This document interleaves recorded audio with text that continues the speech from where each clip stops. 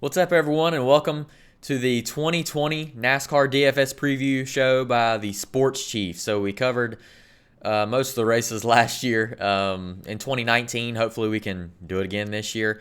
Help you guys out there in the DFS world as far as DraftKings go and helping you improve your game as well as helping you out with your strategies for the each week, basically, in NASCAR. So this is what we're rolling out here, if I can get it out, for the Daytona 500, the Great American Race. I'm so excited for NASCAR to be back. Really looking forward to week after week dissecting the best picks for the event and trying to improve the knowledge base of NASCAR DFS out there. It's my favorite sport to play on DraftKings, but I may be a little biased there. And if you don't know what we do here at the Sports Chief, so we're a sports and entertainment blog. We cover a lot of local things in the Charlotte area. Also, the state of North Carolina, but, we cover just a lot of things. We did, some of our guys did a European trip. We try to do a lot of things. We're very diverse as far as our coverage goes in media. So, looking forward to doing the NASCAR show here for you guys. Hopefully you'll learn something, and maybe I'll learn something too. But let's just go ahead and get started with the picks here. So Daytona International Speedway is really tough to pick. It's a track that creates mayhem, a lot of wrecks. Starting position is important, but in all reality, it's not the end-all, be-all. In the DFS world, starting farther back at a track like Daytona or Talladega, they're not restrictor plates anymore. They have, I believe it's a tapered spacer, so it's a little different. I hope I'm right there.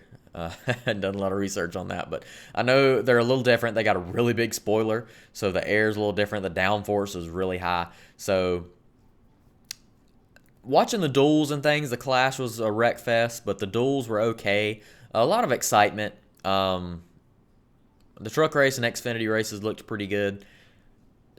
Dare I say it, the Xfinity race looked a little tamer, but, it was in a different way. The truck race was pretty fun. But hopefully the Daytona 500 will produce some really good racing as well. And like I said, we'll probably have more of a cash game strategy. That's what you would call this here. I do try to pick some guys that may not be owned as heavily in the tournaments, because I will enter in some tournaments, but hopefully this will help you and give you a little guideline of what to pick. So let's just go ahead and get started with our options. So DraftKings here has given us Joey Logano as the most expensive driver at 10.5. We have 4 drivers in the 10K area.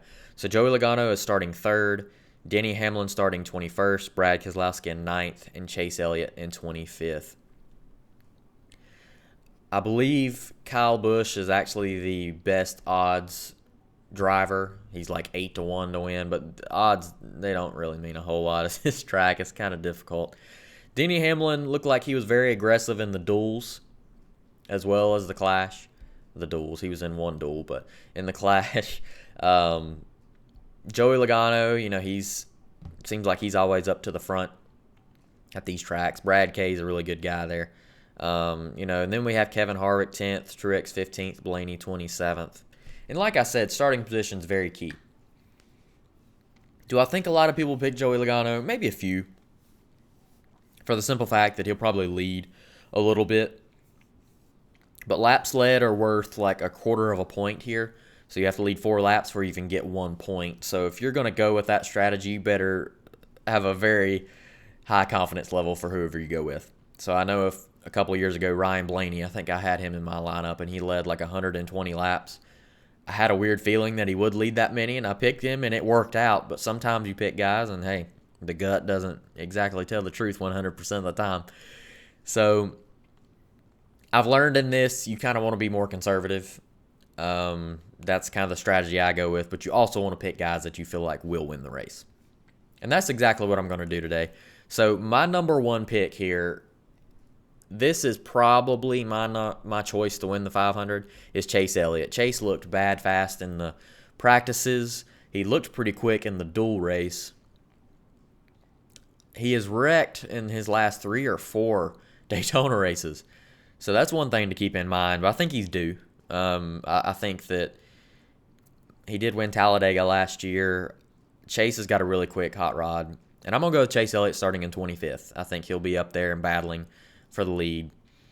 And Kyle Busch seems like he's too good to pass up here, starting in 28th. So with Kyle there in 28th, Chase Elliott in 25th, I feel really good about that start. I know that they'll probably be very chalky. That's okay. I feel okay with that. So, and normally, if you watch my videos from last year, I would kind of go through these picks, and I'd pick the top guys and scroll on down here to, like Tyler Reddick, Bubba Wallace in the 6K range. But at this race, it's totally different. I'm going with a totally different strategy. It's Ryan Blaney starting in 27th, Truex in 15th. I would kind of mull over those guys. I think Harvick will be very quick. I don't think Harvick's a bad choice whatsoever. If you want to go with that strategy, kind of like you do at every other track, Harvick is probably a really good option. I would probably go Harvick or Hamlin.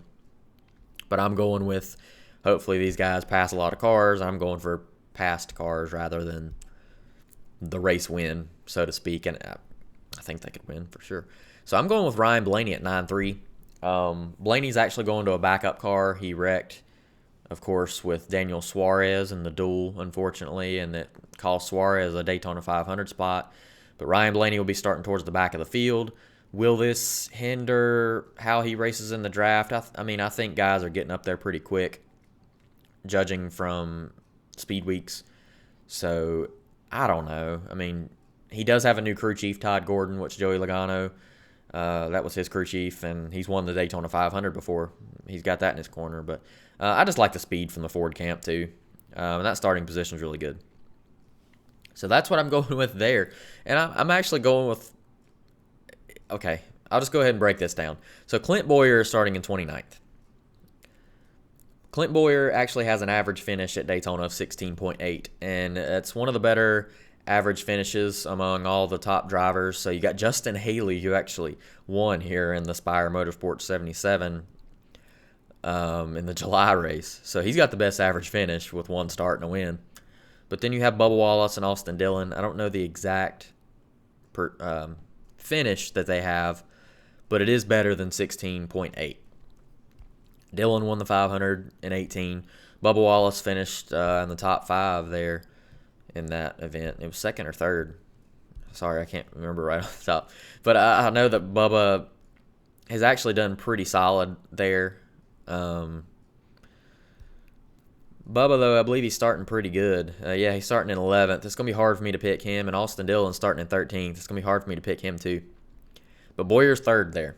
So that's something to look at. Jimmy Johnson's running in his last Daytona 500 in 6th. Something to look at. Eric Jones won the Clash, 14th. DiBenedetto, 16th. DiBenedetto looked really quick. And if he was starting in the 20s, I was going with DiBenedetto, no doubt. Brendan Gaughan starting in 39th. Now, this is a guy that this is his last Daytona 500. He's announced he's running just this in the restrictor plate races, I believe. So, for Beard Motorsports, that's got one full-time employee, as you have heard if you watch qualifying, speed weeks, all that. Listen to the radio, NASCAR, Sirius XM NASCAR. But anyway, Gaughan is going to be chalky as all get out, starting in 39th. And I'm actually avoiding Brendan Gaughan. Now, am I committing DFS fraud by doing that? I don't know, but I'm not going to go with Brendan Gaughan. I think he's just going to be too chalky, and I think he may be pushing the envelope a little bit much with this track, and he may end up, I feel like he's going to get in a wreck pretty quick. I don't know. Maybe he will play it conservative, but I just don't feel like he will. I think they're going to give him the green light to go off, and I just don't feel that great about picking him there. But it's not a bad strategy. So if you went with Brendan Gaughan, I mean, it's not terrible. It's not what I'm doing, though. So there's another guy that I like that's starting towards the back here, and that's Corey LaJoie in 36. So he's going to a backup car as well. He's in the Go Fast Racing 32. I think that he's going to try to avoid mayhem a little bit, and I think that he has a knack for sticking around there, and I really like Corey LaJoie. So I'm going with Corey. Ryan Preece starting in 31st was like a really fast car in final practice. His teammate got the pole. I think there's a lot of horsepower in those Hendrick engines. I've already picked Chase. Priest there. David Reagan, I feel like he's going to be picked quite a bit too. And he's in 30th. He's a really good restrictor plate driver. Justin Haley's very intriguing in 33rd. Colleague Racing. Colleague Racing has had a lot of trouble with those Xfinity cars, with the brakes, and I don't know. Haley did have a good finish today in the Xfinity Series, though, or Saturday, sorry. BJ McLeod, 38th. Half, 35th. You know, there's going to be people pick these guys. Sorensen, 40th is actually not a bad option. If we went Reed Sorensen, I mean, we could afford Joey Logano, Denny Hamlin. Wouldn't be bad there. So, and also Timmy Hill. So if you went Timmy Hill, you could pretty much afford anybody as well. So anyway, that's kind of how that looks there. So what I feel the best doing, salary's not that big of a deal here. As long as you get your top guys and you can afford them, that's okay. But what I'm going to do is I'm going to go with Ryan Preece in 31st. I just feel like he finished 8th here last year. 31st is a really good spot. I think he'd get a top 15. He has a car that's capable of winning. And that's what I'm really looking for. And then what I'm going to do is I'm going to scroll up and I'm going to pick Clint Bowyer. And I do have $1,500 to spend. Christopher Bell would be my other option. He actually has a pretty good track record here at Daytona in the Xfinity Series. And trucks as well. But Tyler Reddick's won here in the Xfinity Series. McDowell probably picked him, and Dillon probably picked a decent amount. But I'm sticking with old LaJoy. I'm hoping Reed Sorensen and Brendan Gaughan don't come back to bite me, because those are guys that I was seriously thinking about. If I went with Reed, though, I would have went with Denny Hamlin.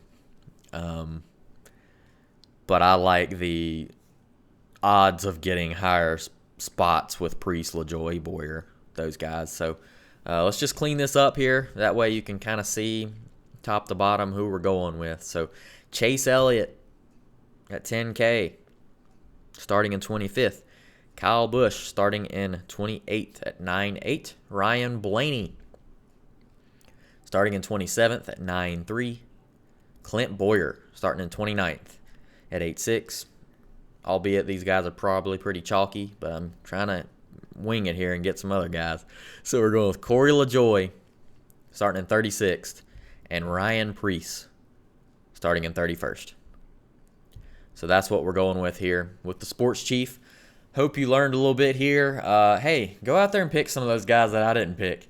You know, hopefully that'll help out your lineup and we can just take it down. So enjoy the Daytona 500. It's going to be awesome. Looking forward to another great season here with the NASCAR DFS preview. And hope this helps. And have a great race weekend.